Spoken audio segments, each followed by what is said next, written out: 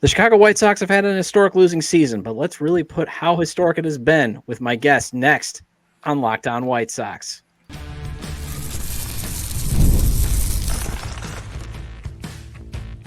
You are Locked On White Sox, your daily Chicago White Sox podcast. Part of the Locked On Podcast Network, your team every day.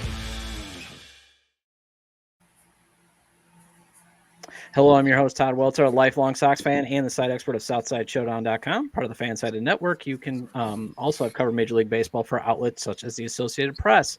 And thanks for making Locked On White Sox your first listen every day. We are free and available wherever you get your podcasts and on YouTube, part of the Locked On Podcast Network, your team every day.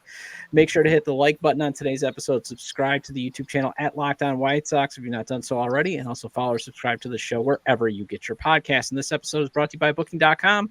Booking.yeah, that right stay can make you a fan of any city, even your baseball rivals. Book today on Booking.com, the official accommodation partner of Major League Baseball. Get the Booking.com app today. Now, not all heroes wear capes. Some just track the context of how historically bad the White Sox have been all season. And to discuss that, plus the White Sox manager search, and then where can we find some hope, is the editor of SouthsideSox.com and the Sox site for fansfirstsports.com. A man I greatly respect and appreciate, especially his content, Brett Ballantini, right? I got that correct, right? The last name now, finally? Yeah, I think so. Yeah, depending on who you ask. Absolutely. Hey, I'm a hero. It doesn't matter. If I'm a hero, Todd, what do I care? Just call me hero. I mean, come on. Your stuff has been quoted in the Score. I go there daily to be like, man, how historically bad is this? Oh, my gosh. It's absolutely historically bad. I can't believe it. And Todd, when we get older, losing our hair many years from now, can we just promise to talk about I know what's coming. Can we just talk about something good? Can you promise that we'll dial each other up and we'll talk about the good times many years from now? Oh, well, now that I have your number, yes, I actually got to put it in my phone. I plan on texting if you don't mind, because, again, I respect your stuff and I view you as a peer. I mean, you run a great site. You know, I run the site for FanSided. You run for SB Nation and that. So, you know, and it's good that we have this respect for each other. So, yeah, I mean, we're definitely going to talk about, like, some good stuff. Maybe we can talk about the Blackhawks actually being good. Yeah, right. Let's just change teams. We got Connor Bedard. We can talk about that. Right. Okay, so the one thing you've been tracking very well is the team's run differential being one of the worst all time. Obviously, poor run differential puts a team in a position to be bad. But did you ever think it would put a team to be in the running to break a record set in 1916? I mean, you correlate, and obviously with losses, you're going to get poor run differential. What's interesting, Todd, actually, is that the argument can be made, given this record, which technically at this moment is, it's not clinched yet, but technically even compared to the 1916 A's, which is the only team left for the White Sox to be shooting for. They've tied the Mets. So the only team left, going all the way back to 1899, are the A's. So the fact that they're technically still a half game worse at this point in the season than the A's would tell you that the run differential actually should be worse. Right now, it starts to get weird because we're getting into now game 157, 58, and, seasons just simply weren't that long. So we're not even able to talk about all of history. But even among just what you'd call modern era teams since 62, when teams played 162 games, the White Sox are still just fifth worst run differential. Technically, you'd think they would be, first or second. Unfortunately, that's sort of an indictment on the team, whether you want to call it luck, manager, front office. I sort of make up a figure called managerial war, and that tells you it's very poor. I think their Pythagorean record, which is run differential record, right now is like 44, 45. That's telling you they're like 7-8 losses off of where they should be, just, I don't know, by luck, by fluke. So it's not great feedback on field and really off field either when you drill down to run differential. Yeah, and full disclosure, we did tape this at 1:00 on Wednesday. So if the Sox do end up losing, which would be when people listen to this yesterday, is it safe to say then being historically awful might not just come down to have terrible pitching, but an offense that just can't score runs then? Because, you think about it, the 2023 A's, minus 339, but they still won 50. 03 Tigers, minus 337. The 62 Mets, too, I believe, was like the same record. I mean, is it safe to say that if you can't score more than 500 runs, You're going to lose 121 games? Yeah, I mean, Todd, more hero stuff here. Listen, don't pick on the pitching. The bullpen, maybe. Overall, the pitching, they are not the problem. This hitting is historically bad. The White Sox, in their history, have never had negative WAR on the pitching side, pitching, starting bullpen, or the batting side. Never. The closest they came, ironically enough, Todd, last year, the offense had, I believe, a .3 WAR. This year they've been hovering pretty much around -7. That's not just obviously historically terrible for the White Sox, of course. That's historically terrible, period. There's one major league team in history, 1977 Atlanta Braves, -10 WAR on offense. One team has been clearly worse. There's still a little bit of debate. They might not actually be, second worst or not, but they're among the 2 or 3 worst offenses in WAR terms ever. You put all of the blame on there. So this is it's much less an issue of run prevention than it is of scoring runs. And maybe Chris Getz's attitude of, let's take a couple flyers on weird pitchers, including re-signing an abuser and shoring up the defense, which failed, maybe wasn't the best focus for him because, the bats were horrible last year and they've somehow gotten catastrophically worse.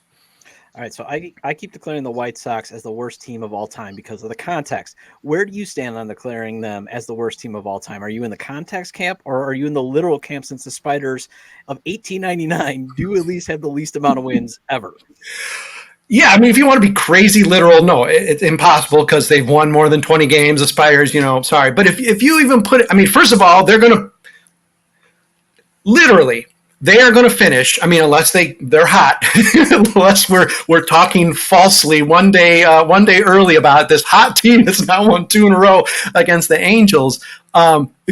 They may obviously there's a good chance they are literally going to be the worst team since 1899, just record wise, because they're going to pass the A's. They lose 4. Obviously, they lose all 5. They lose 4 or 5. They're going to be worse than the A's. So I mean, that's pretty literal. But when you take into if you take the context of what 2 of those teams, the one you mentioned, the Spiders, which was gutted to fuel an owner's other team. So, I mean, that's not even a fair fight. And they ended up playing their last 90 games on the road because they were so bad. They were drawing no fans. They didn't play any home games that year. A lot of reasons why they were so bad in 1899. Even the 1916 team, Connie Mack had this tendency of just gutting his team, selling players off. The White Sox were beneficiaries of that. But 1916 was the year after he did that, so he sort of gutted his team. I don't think they called it rebuild then. I think it just called it being super cheap.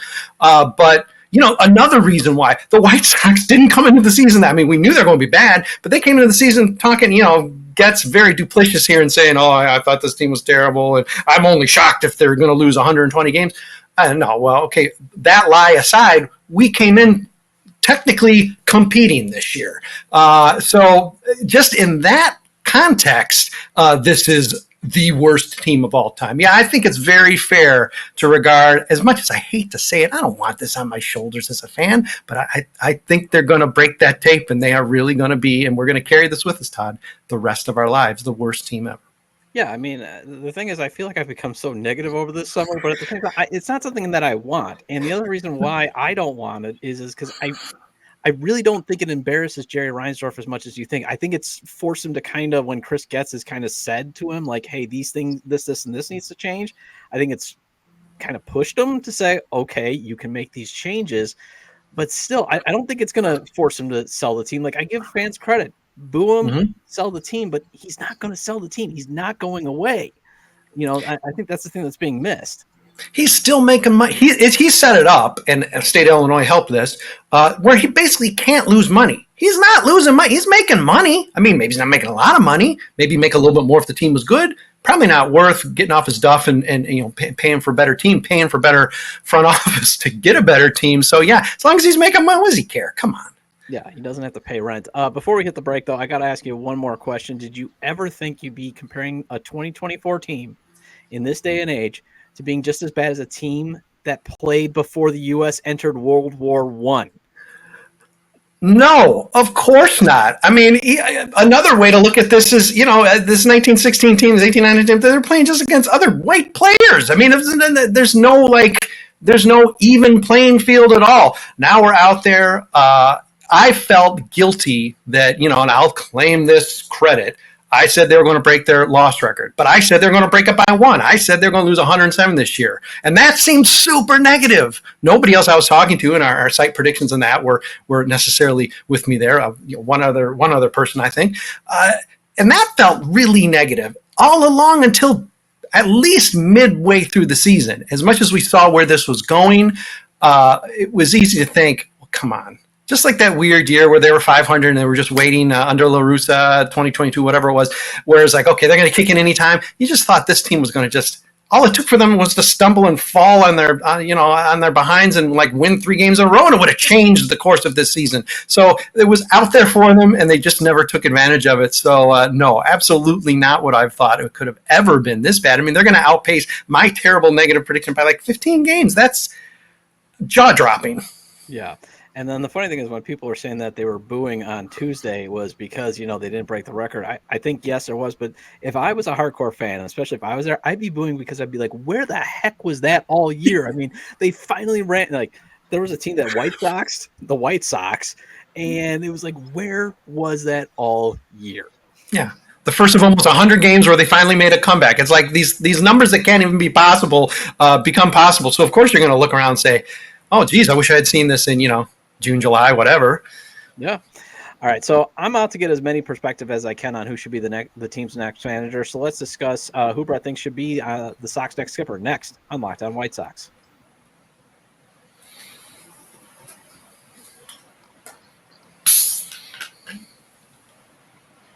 All right. Prize Picks is America's #1 daily fantasy sports app with over 5 million active members. Prize Picks is the easiest and most exciting way to play daily fantasy sports. And unlike other apps, on Prize Picks, it's just you against the numbers. All you do is pick more or less on 2 to 6 player stat projections and watch the winnings roll in. 1 Caleb Williams passing yard gets you 1 win on Prize Picks every week in September. That's right. Only 1 yard gets you an automatic win next Sunday.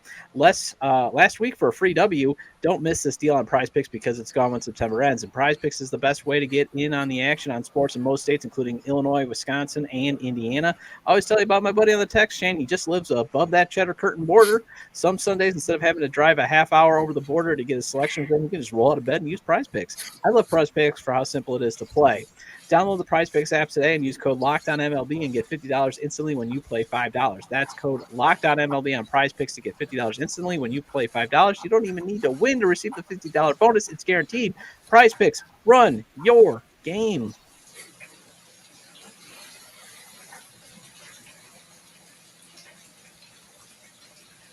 And the White Sox wrap up a 3-game set with the Los Angeles Angels today. The first pitch is at 1:10 p.m. Central Standard Time. Catch every pitch of the White Sox hometown broadcast with SiriusXM on the SXM app. Search White Sox. And welcome back into Locked On White Sox. I'm your host, Todd Welter. Make sure to hit the like button on today's episode and subscribe to the YouTube channel at Locked On White Sox if you've not done so already. And if you can't catch the show on YouTube, follow or subscribe to the show wherever you get your podcasts, as Locked On White Sox is available at such places such as Apple and Spotify. And I'm here with a man who I always say is a hero to the White Sox Twitter community and basically to anybody that needs to be informed on just how historically bad this is, the editor of Southside Sox and Fans First Sports, the Sox section, Brett Ballantini. And Brett, where can we always find your great work and the work of your talented contributors? Sox Populi is at Fans First Sports Network. That's where we're doing all our minor league coverage and some game recaps. And, of course, we're just keeping it running on minimum over there at SB Nation Southside Sox, as I've been doing for, 7-8 years or so. And I question every single day these days, Todd, why, in fact, I am doing that. If you want to follow these crazy numbers that Todd finds heroic, I'm just Brett Ballantini on Twitter. We retweet at Sox Populi and Southside Sox. So it's sort of hard to sidestep these ugly numbers as much as you might want to. Yeah, I mean, like I said, I give you credit too for the dedication. I mean that sincerely. I mean, you have dedicated, you have leaned in, and you're like, I am here. Yeah. What are you going to do with your time on Monday? I mean, it's over on Monday.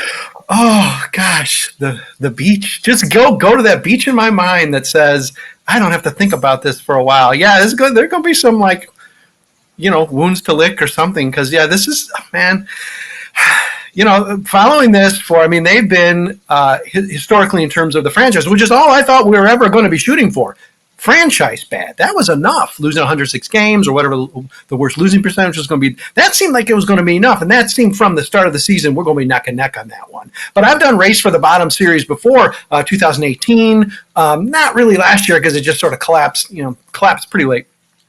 But I mean, it's not like I haven't gone through this of like, okay, let's see if they're going to be worse than 1932 or 1948 or whatever. And they always fall a little short.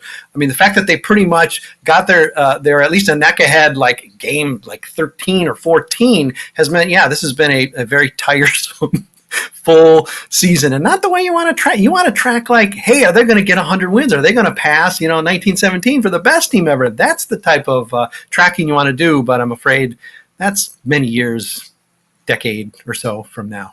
But I know we're going to get to that. Yeah, a new owner away, possibly. Yeah. All right. So obviously, one of the ways that they could get there is by getting a better leader in the clubhouse. So before I ask who is your top choice for the team's next skipper, what characteristics are you hoping the Sox see in their next hire?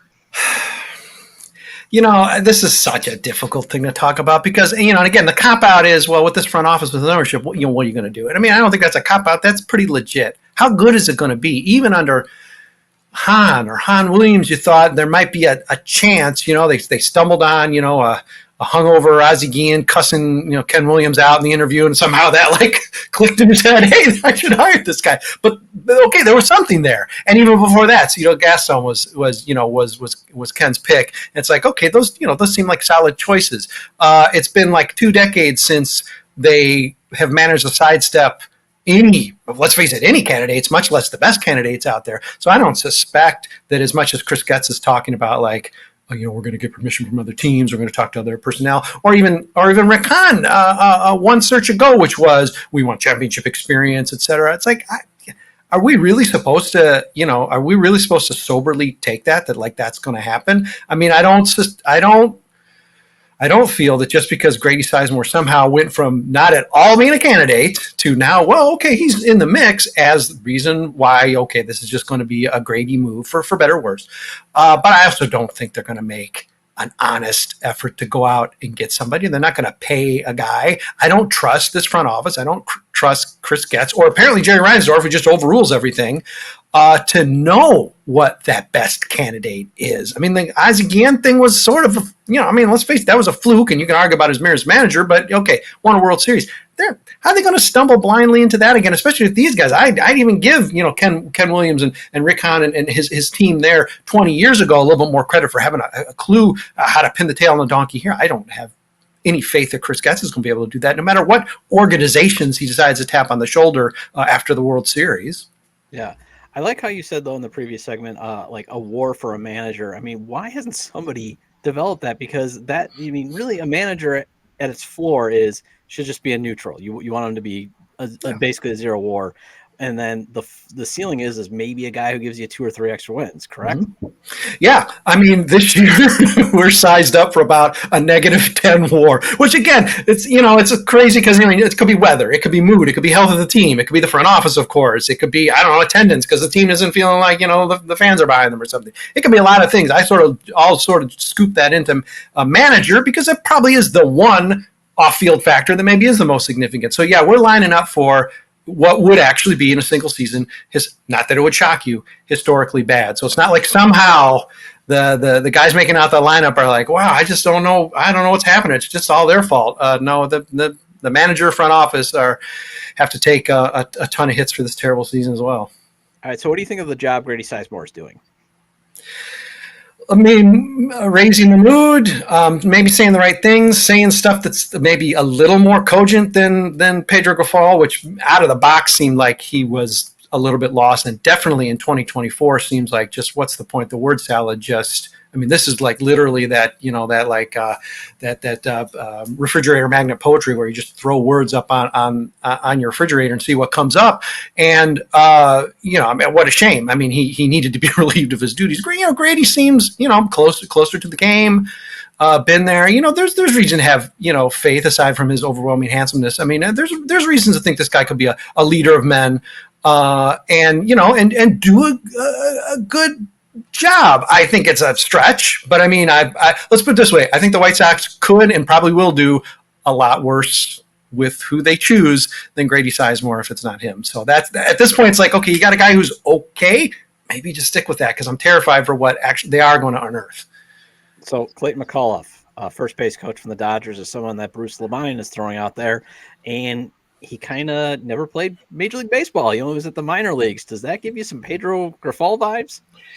I suppose, but it just seems like so far off the board of what the White Sox would do because, you've still got you've got the Tony influence that says, you got to know, and I mean, granted, Tony played in the majors. I mean, you would argue that Grifol, had a similar impact as a player. I mean, they played for a long time. These guys played. They know what they're doing. They're not a bean counter or whatever. Okay, they're not me trying to walk in, off the street and manage a team, let's say. But it just seems to be not a White Sox pick. And Chris Getz is a player. He's still, there's still gut stuff with him as much as he's talking up metrics. So I just don't see the White Sox choosing a guy that far off the field, so to speak, as their manager. That might be heartening, might be just worth a try because what they're doing ain't working. So, if you go far off the board, I mean, go for it. Go as far off the board as you can because it'll either be a disaster, like some Bears and Blackhawks coaches of the past, or, maybe it'll actually click. Go against what your gut is because your gut ain't getting you anywhere.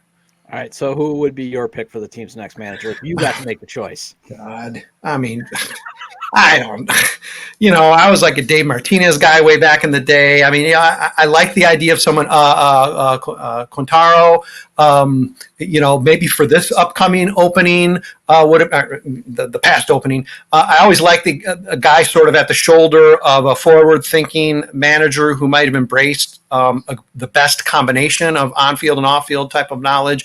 I don't, at the tip of my tongue, I don't have that guy, but I certainly think you want a guy who's ready for that next step. And I don't know if it's a first base coach or not. I'm guessing it's a bench coach type of position. But we definitely want something that's progressive, and you want a guy hired with some muscle.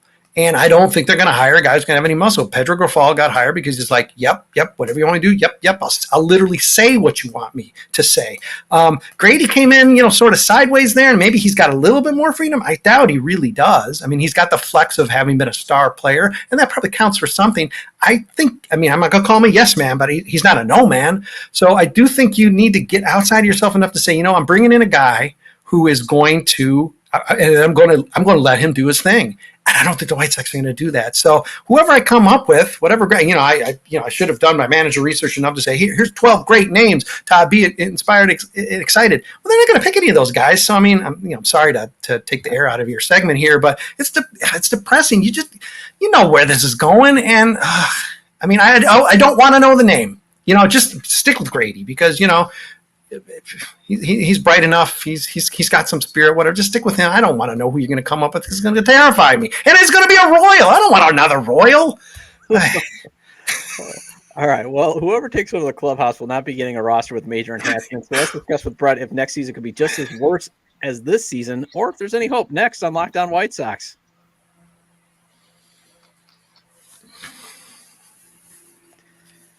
This episode of Locked On White Sox is brought to you by Booking.com. Booking.com, with hotels, bed and breakfast, vacation rentals, resorts, and so much more on Booking.com. You might just find your perfect stay, even in your baseball rival city during the postseason.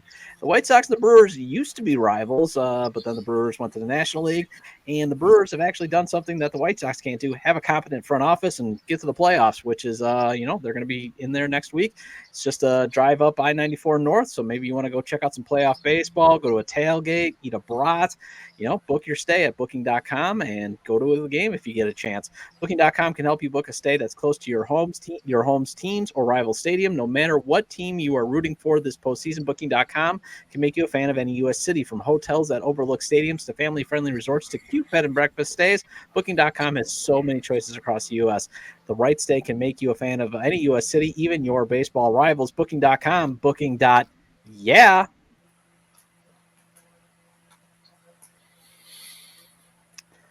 All right, the White Sox wrap up a 3-game set with the Los Angeles Angels today. The first pitch is at 1:10 p.m. Central Standard Time. Catch every pitch of the White Sox hometown broadcast with SiriusXM on the SXM app. Search White Sox.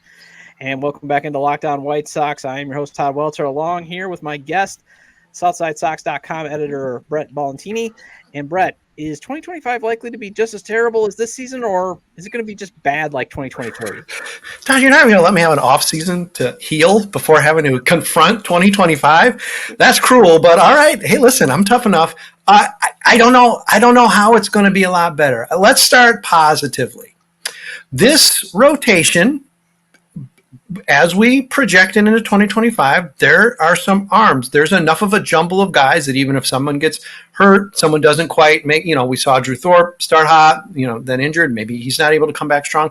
I mean, we've got 6, 7, 8, maybe 9 arms that are legitimate enough. We're seeing some impressive outings from Jonathan Cannon, Davis Martin. We're seeing guys who are putting it together a little bit. That's the one area I might be confident. So let's just assume that somehow the rotation is about what it was, and let's assume Garrett Crochet's with the team. Whatever. That obviously is going to be a big hit. The White Sox won't be able to overcome. Let's assume the rotation's about the same. Okay.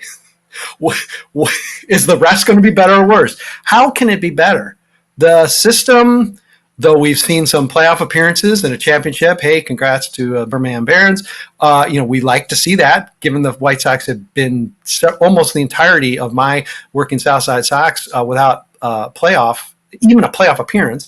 It's nice to see that. It's nice to see wins. As much as they don't matter, you'd rather your teams and your players know winning than losing. But that said, and the fact that the system is, say, roughly 500 this past year, the individual players aren't really necessarily there. Edgar Caro is going to make an impact in 2025 for sure. Big plus for the White Sox. Bullpen arms, I don't see help coming up from the system any more than they've had in previous years. With the bats, Colson Montgomery had a punt of a year. Let's assume he comes back and he's able to contribute at some point in 2025.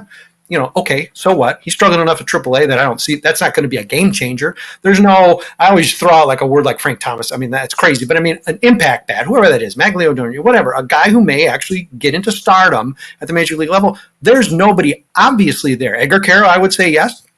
Otherwise, there's nobody else in the system who's obviously that. And so, at least for the immediate impact of 2025, and as much as Chris Getz has said, hey, we ain't bringing anybody in. The young players have to play better.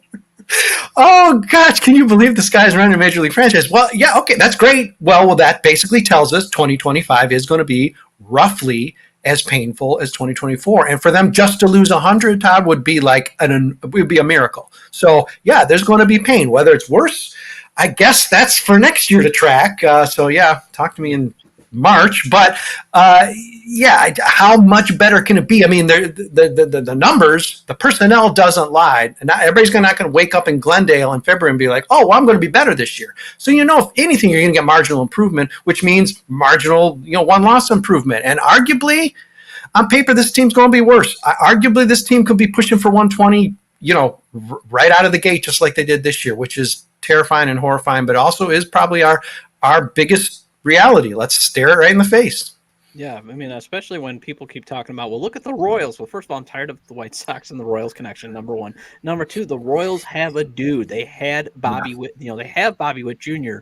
to build around. He is a foundational piece, and I agree. Edgar Caro, I think he's going to be a stud, but it's going to be more of that Salvador Perez type impact. He'll be able to hit, but you're looking more as he might just be your leader and a hit, but I don't see him being Bobby Witt Jr., a guy who just impacts everything. Yeah.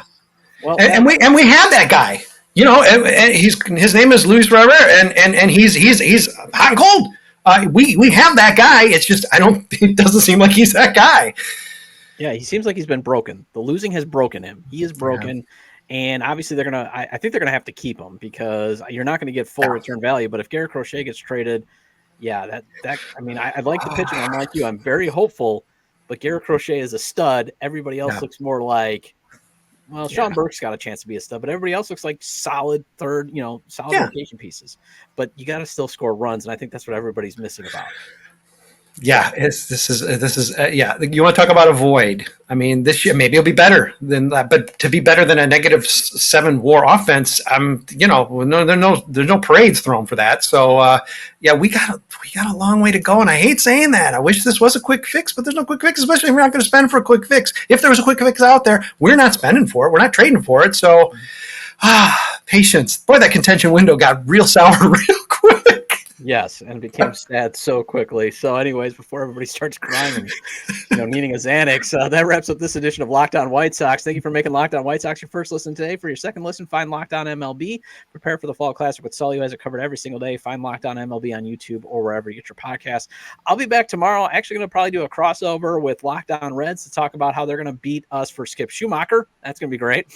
I'm going to talk with them about that, hopefully. And if it doesn't happen, I'll talk about how the Sox are just basically not going to provide much of a resistance to the Detroit Tigers, as they're going to roll over them and get to the playoffs.